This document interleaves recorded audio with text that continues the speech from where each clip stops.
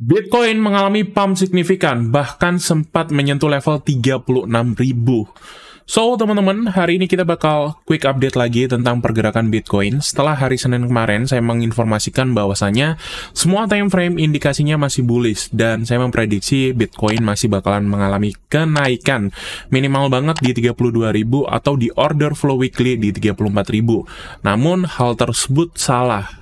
Nyatanya, Bitcoin mengalami pump yang jauh lebih tinggi, which is sempat menyentuh level 36.000 meskipun hanya week, dan saat ini Bitcoin masih sideways di 34.000, yang merupakan order flow dari weekly. So, nggak usah basa-basi terlalu lama lagi, kita masuk ke materinya. So, teman-teman, kita udah masuk ke dalam layar. Jadi, salah satu trigger kenaikan Bitcoin yang sangat signifikan ternyata karena iShare Bitcoin ETF dari BlackRock itu di-list di DTCC, yang merupakan The Depository Trust and Clearing Corporation, yang merupakan itu adalah financial service dari Amerika yang nge-provide clearing and settlement service for the financial market. So, cuman drama itu cukup agak membingungkan ya, bisa dibilang ya, karena kalau kita tahu pertama di list, abis itu tadi malam sempat di delist, teman-teman. Jadi sempat di delist ya, BlackRock Spot Bitcoin ETF removed from DTCC website. Habis itu selang beberapa jam kembali di release. Jadi kemungkinan besar masih ambigu dan ya drama sih. So, kita nggak bakalan ngikutin drama tentang Bitcoin ETF. Yang pengen kita bahas hari ini adalah price action dari Bitcoin itu sendiri. Karena dari last update kita, teman-teman, areanya sudah selesai kalau menurut saya pribadi. Area support become resistant atau major resistant weekly time frame itu udah di breakout dengan volume yang cukup signifikan, saat ini bahkan melebihi level 32.426, dan area zona support paling dekat kita itu nggak diambil. Kalau kita ngelihat dari price actionnya sendiri, pergerakan dari Bitcoin itu kalau berdasarkan price action ya, di-push di time frame 5 menit. Saya sempat update juga di Telegram. So, kita bakal bahas pergerakan Bitcoin lagi, what next gitu. Apakah kita udah balik ke bullish trend ataukah apakah belum gitu ya. So, kita bakalan melakukan top down analysis di sini, teman-teman. Kita bakalan breakdown price action dari Bitcoin sendiri mulai dari time frame weekly. Jadi kalau kita melihat, teman-teman, di sini area order flow dari weekly time frame atau area SBR support become resistance itu udah di breakdown. Kalau kita melihat sendiri di sini udah di breakout, tipe. Nah, kalau kita melihat sendiri, teman-teman, di sini adalah support become resistant, udah di breakout yang beberapa kali menjadi cluster dari support become resistance, dan sekarang di clear breakout. Ini adalah indikasi pertama. Kemudian kalau kita tarik di sini, major weekly-nya juga udah di breakout dengan area yang sempurna. Cuman kalau kita melihat pergerakan harga Bitcoin saat ini, makanya target saya minimal itu di 34, which is itu adalah order flow weekly. Kalau kalian melihat update dari bot yang di Bitget, itu kan saya take profit-nya di 34 tuh, ya itu merupakan area majornya. Nah, kalau kita lihat sendiri saat ini, teman-teman, di weekly time frame, di sini ada zona imbalance, yang merupakan area ketidakseimbangan di level sebelumnya gitu ya. Dan kalau kita melihat dari area CME Group juga, itu ada gap yang baru banget di fill setelah beberapa saat. Jadi ini gapnya baru di fill, kemudian dia kembali turun gitu. Kita balik lagi di sini. Kalau di weekly time frame kita udah ngelihat pergerakannya become bullish. Kemudian kalau kita mapping juga, kita coba mapping pergerakannya berdasarkan Elliott Wave juga. Saat ini trennya bearish udah kena breakout, teman-teman. Di sini perubahan karakter yang pertama, di mana sebelumnya dia kembali sebelumnya order flow-nya dia bearish. Nah, di sini adalah momentum pertama Bitcoin breakout, kemudian di retest, di sini become support atau lower high. Kalau kalian memahami tentang market structure. Kalau nggak tahu, silakan nonton di channel YouTube Cuan Terus. Saya udah memberikan edukasi secara gratis ya. So, biasanya ketika udah terjadi impulsif, itu bakalan terjadi yang namanya secondary trend atau second wave gitu ya. So, kalau kita mapping harusnya bakalan jadi seperti ini. Kalau emang di sini adalah secondary reaction atau secondary wave. Cuman pergerakannya, kalau kalian ngelihat update kita Bitcoin yang di berapa saat yang lalu, teman-teman, di sini, di mana yang kita itu dapat di 19.000 ya. Nah, di sini nih. Di 7 bulan yang lalu ya. Ini harusnya 7 bulan yang lalu saya menginformasikan bahwasanya Bitcoin itu inverted head and shoulders. Ini saya lagi di Bali nih uploadnya nih. Kita coba cek ya. Harusnya saya udah memberikan informasi dan breakdown juga tentunya di sini. Kita coba cek.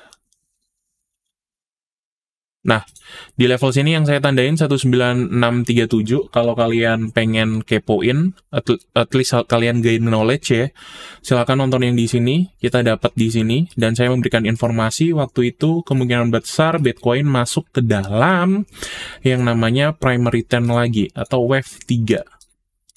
Ya, berarti kalau emang wave 3, ya Bitcoin memungkinkan untuk minimal banget nge-retest di zona sini. 5-nya ya. So, kita coba cek di sini.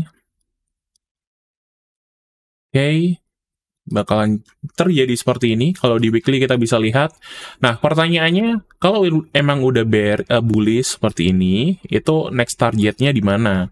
Kita coba validasi berdasarkan klasik harmonic support resistance menggunakan Fibonacci. Kita coba gunakan dan kita tandain area clusternya.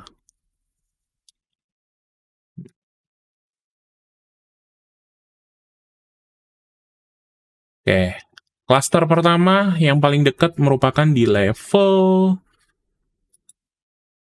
di sini udah terkena teman-teman ya. Di sini udah terkena nih 35616 udah perfectly hit. Kemudian what next bakalan di zona sini. Merupakan area yang bakalan terkena sentuh, dan ini juga pertepatan kalau kalian memahami order block. Di sini juga order block, ini levelnya, jadi kemungkinan besar next target bisa di 4443, ini area resisten selanjutnya yang kemungkinan besar bakalan divisit, karena kalau kita melihat level tersebut di sini setelah 31.000 itu tidak ada resisten yang berlaku lagi karena ini udah air zone mode. Minimal banget areanya bakalan tersentuh di sini, kemudian mungkin bakal melakukan aksi take profit di wave 4 baru bakal melanjutkan di wave 5. Seperti itu kalau skenario dari weekly time frame. Nah, kalau di daily time frame sendiri kita bisa melihat pergerakannya. Di sini udah become bullish, structure-nya udah jelas, equal low juga ketahan terus di sini, teman-teman. Nah, ini sempat breakdown, namun dia cuman weak candlestick, habis itu di retest lagi dan dia kembali naik ya. Kalau di sini kita cek, dia sempat di retest as a support clusternya. Oke, kita tandain sebentar. Di sini di retest. Habis itu dia kembali naik. Ini sudah saya bahas di video-video selanjutnya lah intinya.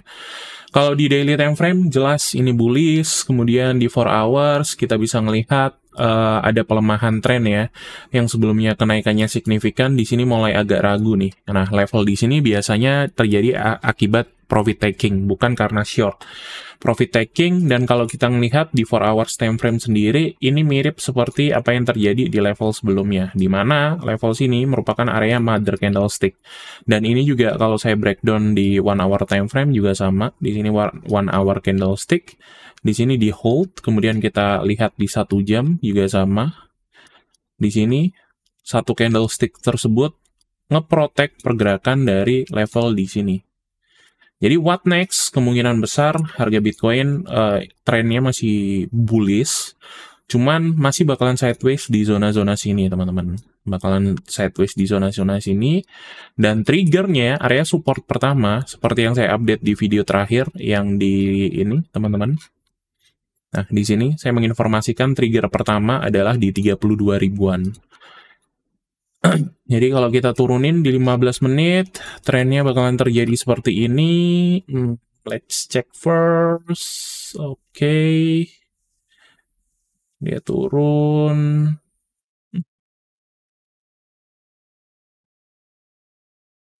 Di sini ketahan ya, ketahan support, dia kembali naik, di sini juga diambil.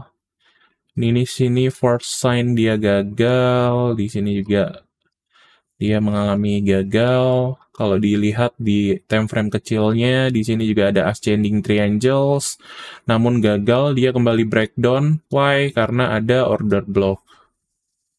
Jadi kemungkinan besar dia masih bakalan retest dulu ke bawah, baru mengalami kemungkinan kenaikan untuk retest kembali.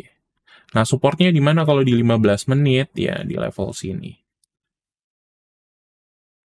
Tandain dulu.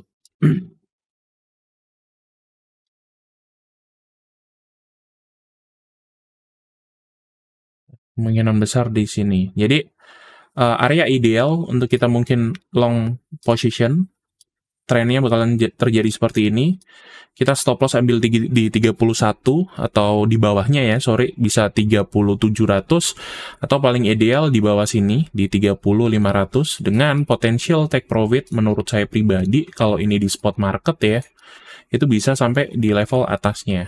Ini minimal banget. Jadi swing position. Nah, take profit terdekat harusnya nanti kita bisa ambil di level-level sini yang merupakan area support di mother candlestick ini yang menjadi resisten untuk pertama kali di visit. Mungkin aja pergerakan pertama dia bakalan seperti ini, baru mengalami penurunan kembali. Nah, level di sini bakalan invalid kalau emang terjadi drama tentang iShare Bitcoin ETF dari BlackRock itu beneran nggak jadi dirilis dalam waktu dekat.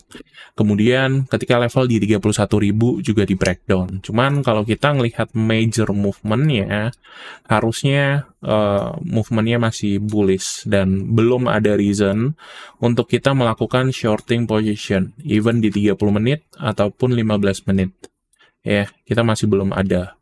Ini movement ini ya, movement ini merupakan movement secondary trend dari primary-nya. At the end of the day, dia masih bakalan, kemungkinan besar masih bakalan naik. Asalkan level 31.000 masih hold gitu ya. So, jadi mungkin orang-orang yang ketinggalan buy masih bisa memanfaatkan momentum level di sini untuk melakukan buy position. Dan ingat, Dior, ini merupakan penyampaian pendapat pribadi, not financial advice. Jadi pastikan kalian memiliki kedewasaan finansial dan pengambilan keputusan yang baik gitu ya. That's it teman-teman, quick update dari pergerakan Bitcoin selanjutnya. Kalau di update yang terakhir, di video saya yang trading bot, itu target paling dekat saya di 37 dengan trigger price di 32-an dan lowest price-nya di 31. Reason ya dibalik itu adalah di video di sini gitu. Saya harap apa yang kita planningkan harusnya berhasil. Cuman please jangan ditelan mentah-mentah. Dan ya, sampai ketemu lagi di update Bitcoin selanjutnya. Bye-bye.